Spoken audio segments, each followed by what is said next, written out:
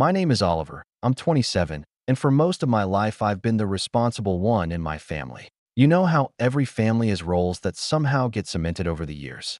My sister, Amelia, was always the baby and the dreamer. She got away with things I never could, while I was the one expected to hold everything together, to be the example. I was the one who got good grades, picked up after myself, and worked part-time jobs as soon as I could. Meanwhile, Amelia floated through life with this aura of entitlement, like the world existed to bend around her. Our parents enabled it, and as much as I tried not to resent it, that favoritism stuck to me like a shadow.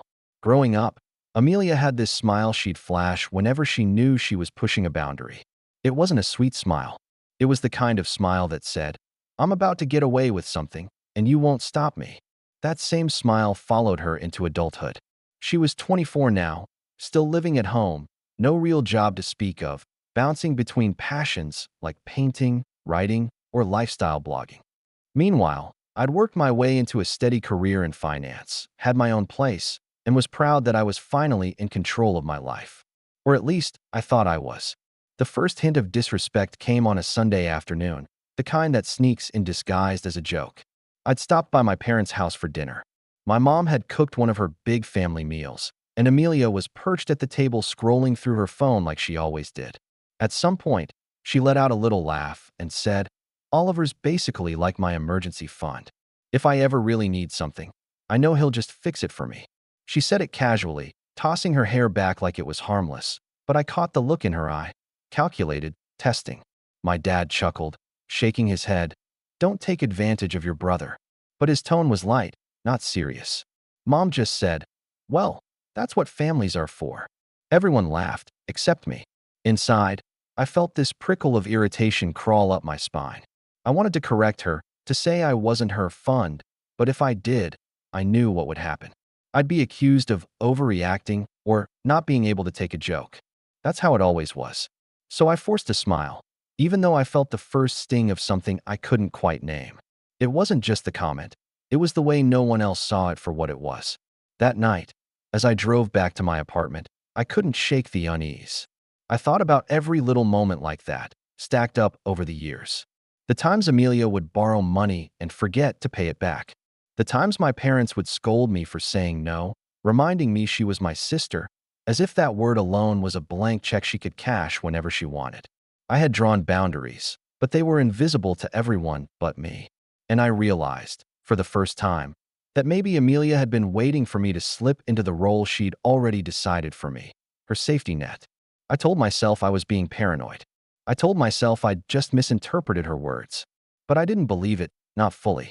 Because when Amelia smiled at me across that dinner table, it wasn't the smile of a sister teasing her brother. It was the smile of someone who knew exactly what she was capable of and exactly how much she could get away with. And just a few days later, that smile would come back in a way that would change everything.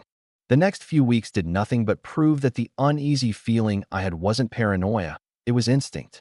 Amelia had this way of making herself the center of gravity wherever she went. She didn't earn it. She didn't deserve it. But somehow everyone around her orbited without question. My parents especially. They always excused her lateness, her irresponsibility, her sudden bursts of artistic ambition that left her unemployed for months at a time. Whenever she stumbled, the net appeared, not woven by her own hands, but by everyone else's. And more often than not, it was me stretching it taut. It started with little things, as it always does. Amelia would forget her wallet when we went out as a family. At first, I didn't mind covering her meal, thinking she'd get me back. But she never did. One Saturday, after a long work week, I treated myself to a coffee at the cafe near my office. I had barely taken my first sip when my phone buzzed. It was Amelia. "Hey, can you send me $200?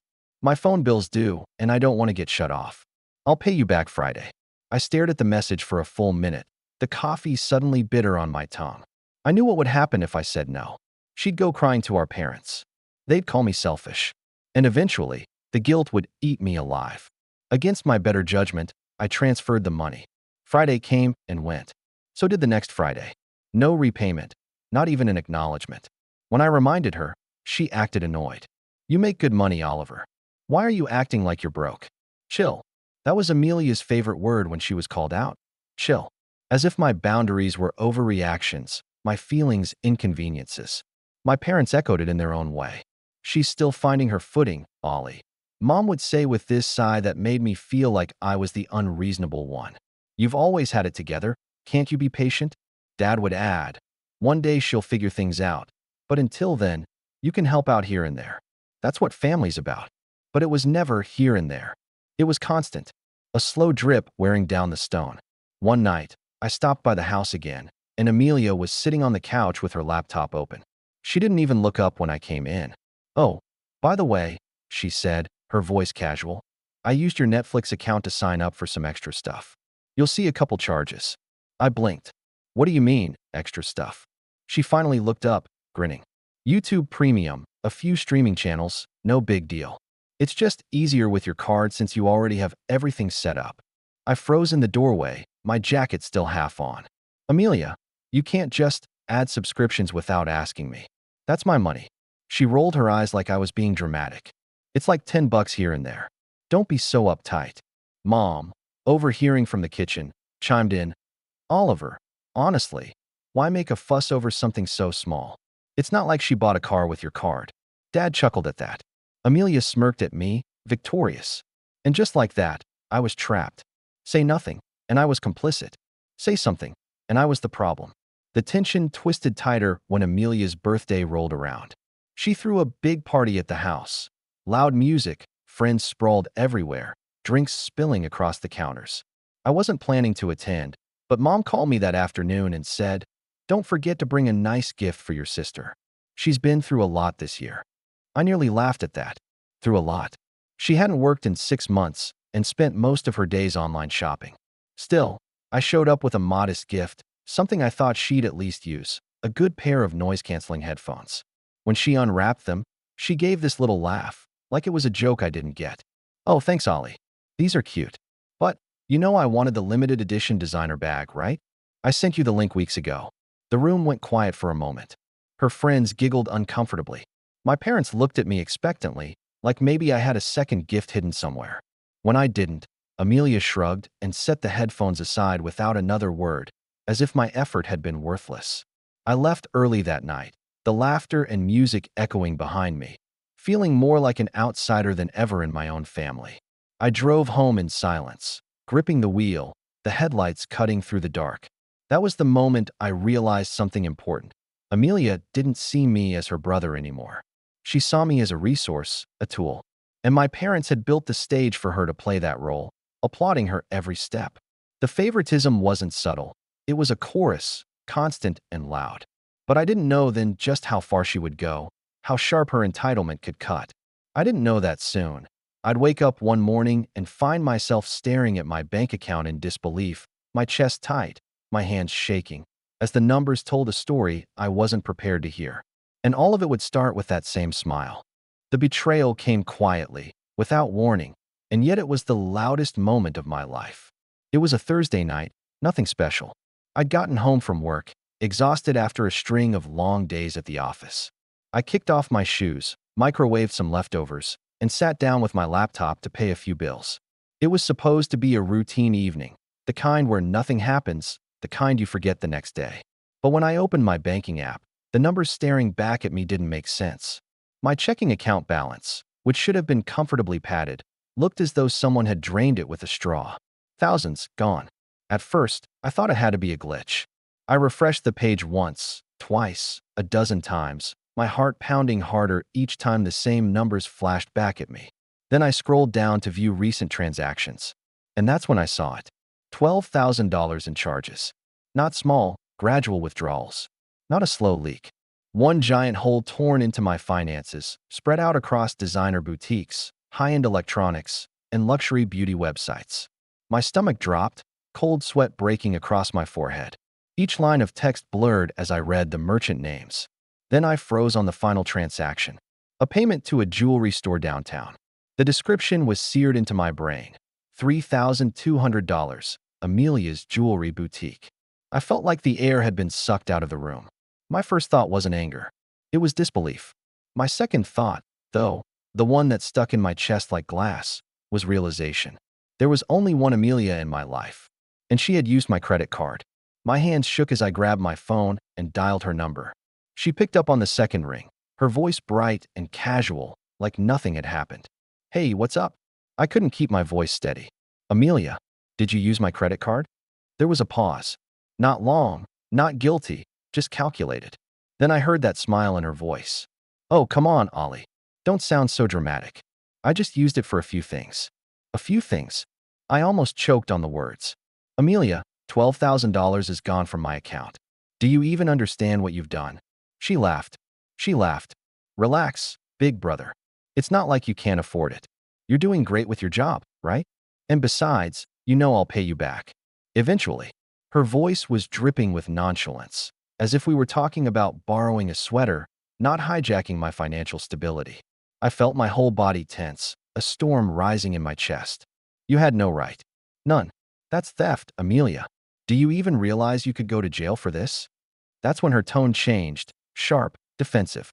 "Wow, really? You're going to call me a thief? I'm your sister, Oliver. Family doesn't treat each other like strangers. You act like I stole from some random person. I'll pay it back. You just need to chill." I couldn't even respond. I hung up, my hands trembling so badly I nearly dropped the phone. Minutes later, it buzzed again. This time, it was a text from Dad. Short, blunt, almost scolding. "Your sister told me about your little overreaction. She's family, let it go. Don't ruin relationships over money." I stared at the screen, stunned. My overreaction? Ruining relationships? It wasn't Amelia draining $12,000 from me that threatened the family. It was my reaction to it. The walls of my apartment felt like they were closing in, the betrayal pressing down on me from all sides. That night, I barely slept. I kept seeing the numbers flash across my screen, hearing her laugh echoing in my head. I thought about all the years of small favors, the jokes about me being her personal ATM, the way my parents always told me to let it go. And now here I was, nearly wiped out, treated like the problem for daring to resist. Something cracked inside me. A trust that had been stretched thin for years finally snapped. For the first time in my life, I wasn't just angry. I was done. But even then, I didn't know just how deep the betrayal would go, or how blind my parents were willing to be in defending her. Because the very next day, as I sat at the kitchen table in my parents' house demanding answers, Amelia walked in with that same smile she'd worn all her life. The one that said she was untouchable. And that was the moment I realized this wasn't just about money. This was about power. The next morning, I drove to my parents' house with a knot in my stomach so tight I could barely breathe. I hadn't showered, hadn't eaten. I just threw on yesterday's clothes, grabbed my bank statements, and left. My eyes stung from a night of staring at the ceiling, replaying that phone call over and over. I told myself this would be the moment things finally shifted, that if they saw the proof, the cold, undeniable numbers, they'd understand. They'd have to. When I walked in, Amelia was already at the kitchen table, sipping coffee like she didn't have a care in the world. Her nails were freshly done, glossy and expensive. My mom was humming over the stove, flipping pancakes. Dad was buried in his newspaper. It looked like any other morning, and that normalcy made me angrier than anything. I slapped the printed bank statements on the table in front of Amelia. "Explain this." She glanced down, barely skimmed the numbers, and leaned back in her chair with that smug smile. "I told you already. I just used it for some things." "Chill, Oliver. You're making it sound like I ruined your life." I turned to my parents, my voice cracking under the weight of exhaustion. "Do you see this? $12,000. That's not a joke. That's not a small mistake. That's theft. She stole from me." Dad folded his paper slowly, looking at me with that heavy, disappointed expression he reserved for times I didn't fall into line. "Don't use that word," he said flatly. "She's your sister. You don't accuse family of theft." I couldn't believe what I was hearing. My voice rose despite myself. "What else do you call it, Dad? She used my card without permission. She emptied my account. This isn't about family, it's about respect. And she doesn't respect me." Amelia let out a laugh, soft and taunting. "Respect? Oliver, it's not that deep. You're acting like I went behind your back to ruin you. I just needed things. You'll bounce back. You always do." Her words hit me harder than the numbers on the page. "You'll bounce back." That was the role they had written for me my whole life. The one who endured, who kept going, who cleaned up the mess. And now, it was being thrown back in my face as justification. Mom finally turned from the stove, setting down a plate of pancakes with a sigh. Oliver, you have to let this go. She's your sister. Money comes and goes, but family is forever. Don't destroy your bond over a few purchases. A few purchases? My voice cracked. $12,000 is a few purchases. Dad's eyes hardened. Enough. You're not going to sit here and attack your sister at this table. If you can't handle supporting family when they're in need, maybe you're not as grown up as you think. I felt the floor tilt beneath me. Not only had they dismissed what Amelia did, they turned it into a reflection of my character. In that moment, I realized there was no amount of evidence that would change their minds. Amelia could burn the house down, and they'd ask me why I wasn't holding the fire extinguisher. The room went quiet except for the clink of Amelia's spoon against her mug. She was smirking again, basking in the shield my parents had built around her. I'd never felt more alone. That was the moment I hit rock bottom. Not financially. I could recover from that. But emotionally, mentally, I saw the truth laid bare. In my parents' eyes, Amelia could do no wrong. And I was just the wallet, the safety net, the scapegoat. I walked out without touching the pancakes, without another word. My mom called after me, her voice tinged with irritation, not concern. Oliver, don't be dramatic. Amelia's laugh followed me out the door. Back in my apartment, I sat at my desk staring at the same numbers again. My savings had taken a blow, my trust was shattered, and I had no one in my corner. I felt like screaming, but instead I sat there in silence, my mind replaying everything. Every time I'd let it slide, every time I'd swallowed my words to keep the peace. But underneath the despair, something new was stirring. Quiet, small, almost invisible. It wasn't rage, it was colder than that. It was resolve. I didn't know exactly how yet, but I knew one thing. I couldn't keep playing the role they had written for me. I couldn't keep being the responsible one who absorbed the damage. They wanted me silent, compliant, forgiving. But something inside me had shifted, and I wasn't going back. I stayed up that night, not refreshing my bank account this time, but researching. Options, strategies, loopholes. I wasn't ready yet, but I knew the day was coming. The day when Amelia's smile would finally falter. The days after that confrontation were some of the loneliest I'd ever lived through. My parents stopped checking in with me, as if I'd cast myself out by refusing to bend. Amelia, of course, was louder than ever, posting photos online with her new designer bags, her shiny jewelry, captioning them with things like, "Treat yourself, you deserve it." Every time I saw one of those posts, my chest tightened, but I didn't comment. I didn't confront her again. On the surface, it looked like she'd won. But something had shifted inside me at rock bottom. The humiliation, the dismissal, the betrayal. It stripped me down to nothing, but it also cleared the fog. I had nothing left to lose in their eyes.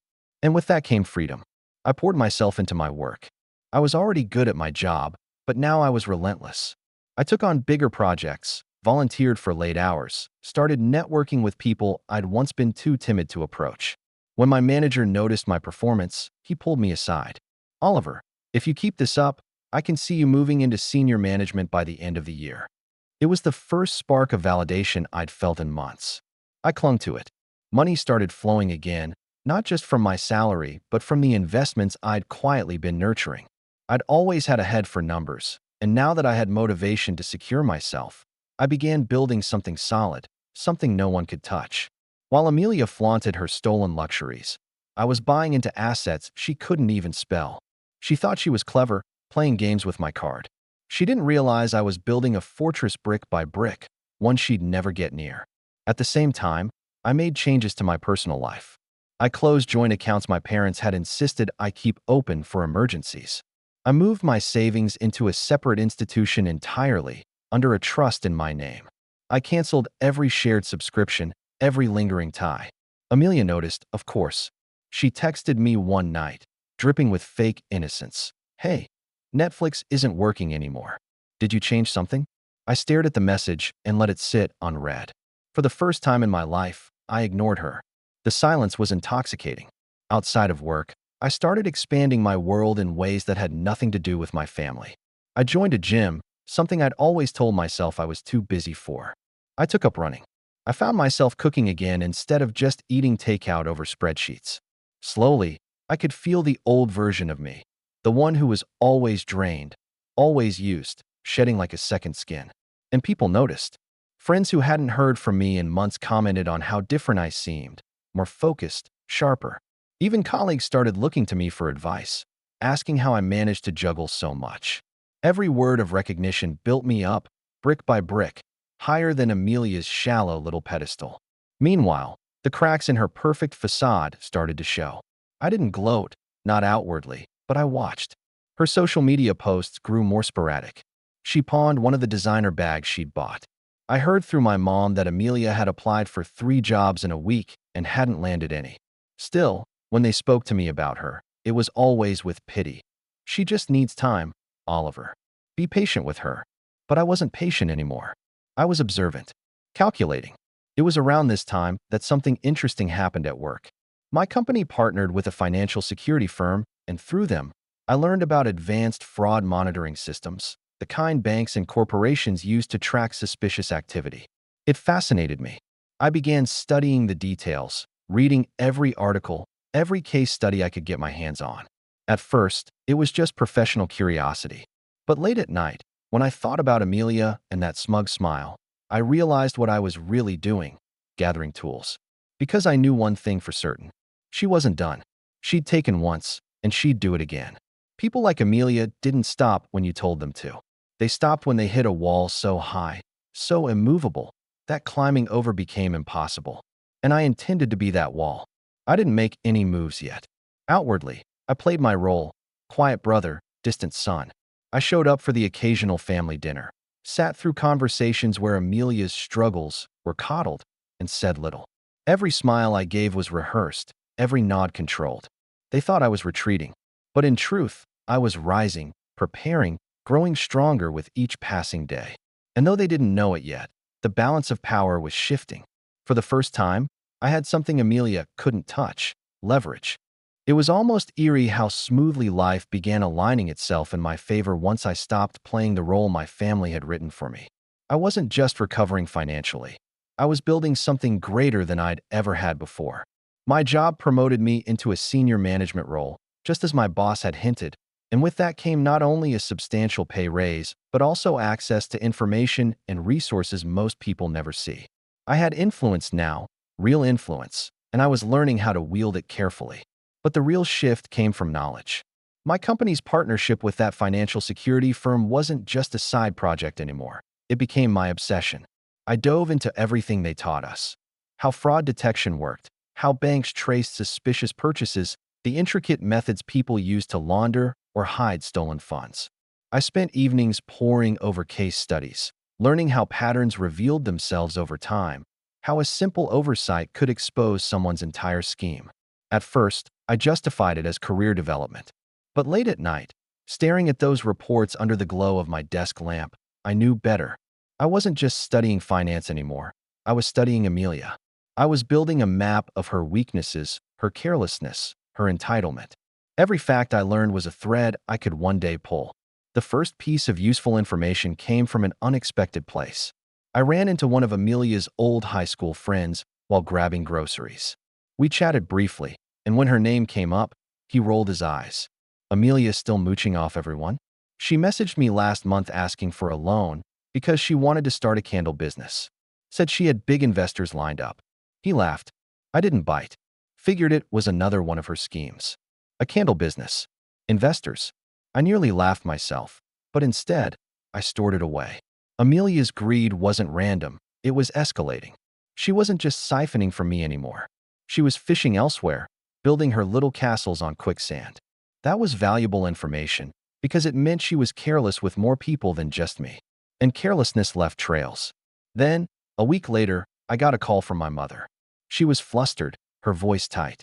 Oliver, could you help Amelia? She's having some trouble with her bank. Something about her account being flagged. It's all a misunderstanding, of course, but she's very upset.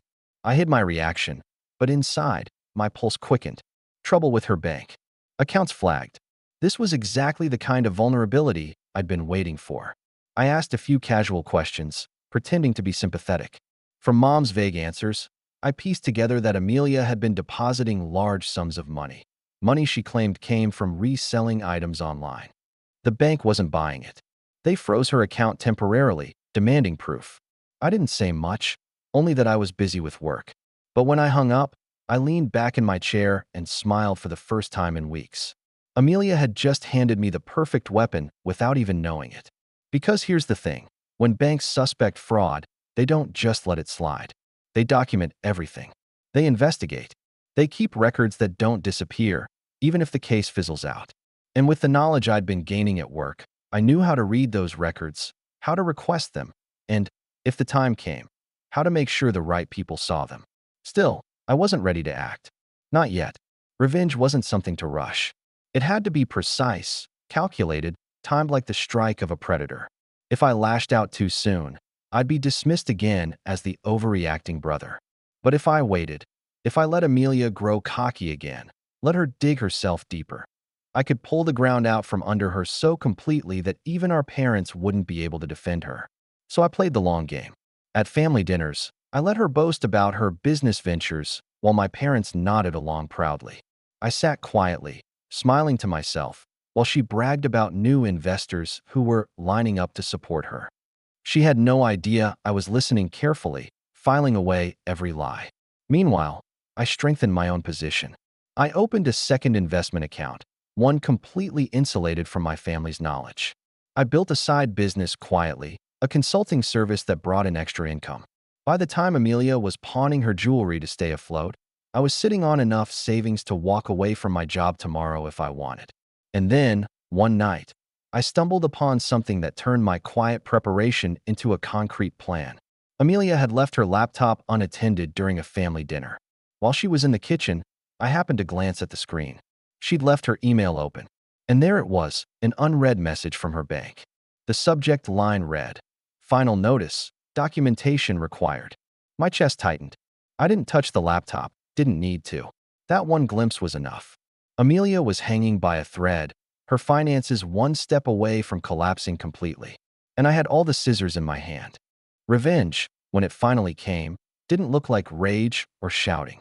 It didn't look like slammed doors or heated confrontations. It looked like me sitting at my desk in absolute silence, sipping a cup of coffee while typing a series of emails with steady hands. Cold, precise, deliberate. I had waited months for this moment. Months of watching Amelia flounder under the weight of her own entitlement. The bank notices, the business ventures that never took off, the quiet desperation hidden behind her curated social media posts. It was all unraveling. And now, with her account flagged and her parents still shielding her from any real accountability, I knew the time had come to pull the one thread that would make her entire house of cards collapse. The first step was documentation. I gathered every shred of evidence I had. Screenshots of the unauthorized charges on my card, statements showing the $12,000 drained from my account, even text messages where Amelia admitted, "I just used it for a few things." Those words were gold. Careless, arrogant gold. Then I added every detail I'd quietly collected since. Her candle business, pitches, the names of people she'd hit up for money, and most importantly, the bank's flagged account emails. Step 2 was subtlety. I didn't storm into a police station or confront her head-on. Instead, I prepared a neatly organized file, professional, clean, irrefutable. I knew exactly where to send it, the fraud investigation department at her bank. Thanks to the training I'd soaked up at work, I even knew how to format it so it would grab their attention. I didn't write a dramatic cover letter, just the facts, arranged so neatly that they spoke louder than any accusation could. Step 3 was patience. I sent the packet off, and then I waited. 2 weeks later, the storm hit. I was at my apartment one morning when my phone buzzed. It was my mom, frantic. "Oliver, something's happened with Amelia's bank account. They froze everything, again. They're saying there's an investigation. Can you come over and help?" Her voice was laced with panic, the kind she never spared for me, only for Amelia. I told her I was busy with work, which was technically true. Busy enjoying this moment. That evening, curiosity got the better of me. I stopped by the house. Amelia was in the living room, pacing like a caged animal, her hair a mess, her phone clutched tight in her hand. My dad sat stiff in his armchair, his jaw clenched, while Mom hovered nearby, wringing her hands. The moment Amelia saw me, she snapped. "Did you do this?" Her voice cracked with something I had never heard before: fear. I tilted my head, keeping my expression calm, almost bored. Do what, Amelia? My bank account is frozen. They're accusing me of fraud. They have all these documents, these screenshots of my purchases. They even had texts I sent. How could they? She cut herself off, realizing too late that she had just admitted everything in front of our parents. I let the silence stretch, my eyes on her, steady and unflinching. Then I spoke, slow and quiet. Maybe they just finally saw you for what you are. Dad shot me a look, sharp and accusing, but this time I didn't shrink. I leaned back against the couch, arms crossed, and let Amelia's panic fill the room. For once, I wasn't the one on trial. She was. The next days were a blur of chaos. For her, not for me. The bank demanded explanations she couldn't give, charges she couldn't justify. Every careless move she'd made was suddenly laid bare under scrutiny. The friends she'd once charmed with her false promises stopped answering her calls. The money she flaunted vanished as quickly as it had appeared. I stayed quiet through it all. No arguments, no gloating. Just silence. Calm, steady silence. And that silence drove her mad. She called me one night, sobbing, begging for help. Please, Ollie. They're going to press charges if I don't clear this up. You work in finance. You know how to fix this. You always fix things. Please, just this once. I listened, every word a reminder of how many times she'd laughed at me, dismissed me, used me. When she finally fell quiet, I answered in the same tone she once used with me. Cold, dismissive. Chill, Amelia. You'll bounce back. You always do. Then I hung up. For the first time in my life, I felt what power really was. Not the kind that screams and claws for control. The kind that sits, waits, and watches as the person who thought they were untouchable crumbles under the weight of their own arrogance. And yet, this was only the beginning. Because while Amelia was unraveling, I still hadn't revealed the full extent of what I had prepared. The final move, the one that would make her not just stumble, but fall so hard she couldn't get back up, was still waiting in my back pocket. The fallout came faster than even I expected. A month after Amelia's account was frozen, the official letter arrived. The bank was pursuing legal action for fraudulent activity, not just for the $12,000 she had stolen from me, but for the pattern of shady transactions she had built over the past year. Loans she'd tried to finesse, business expenses that couldn't be verified, deposits from strangers that looked more like scams than sales. She wasn't just careless. She had crossed into territory where banks stopped offering sympathy and started calling lawyers. My parents were beside themselves. I still remember the night my father called me, his voice strained in a way I had never heard before. Oliver, he said, they're saying Amelia could face charges. Jail time. We need your help. Please, son, you've always been good at this. Fix it. Fix it. The two words they had always clung to when it came to me. For years, I had been their bandage, their shield, their scapegoat. I closed my eyes, letting the silence stretch before I answered. I can't fix something she never should have done in the first place. There was a long pause. Then, in a rare moment of honesty, my father's voice cracked. She's your sister. She was, I said flatly. And I hung up. From that day on, they stopped calling. It was Amelia who reached out, desperate and panicked. Long messages, pleading voicemails, even showing up once at my apartment door. Her face was hollowed, her confidence shattered, her once perfect hair in tangles. She looked nothing like the sister who used to smirk across the dinner table, certain she was untouchable. Oliver, please, she whispered through the crack in my doorway. I'll pay you back. I'll change. Just don't let them take everything. I looked at her for a long moment, and all the memories came back.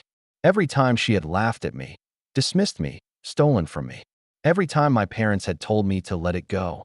Every time I had been made to feel like the problem for demanding respect.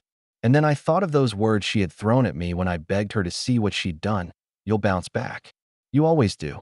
I shut the door without a word. The investigation went forward. Amelia wasn't thrown in jail.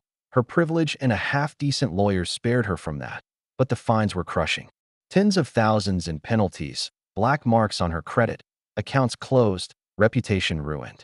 She was forced to sell off nearly everything she had left. Her bags, her jewelry, even her car. The girl who once strutted around in designer clothes was back at my parents' house, broke and bitter, living in the same room she'd grown up in. As for my parents, their blind favoritism turned into a weight they couldn't carry. They drained their savings trying to help her, covering fees and debts, hoping to protect her future. It left them financially strained, their retirement plan gutted.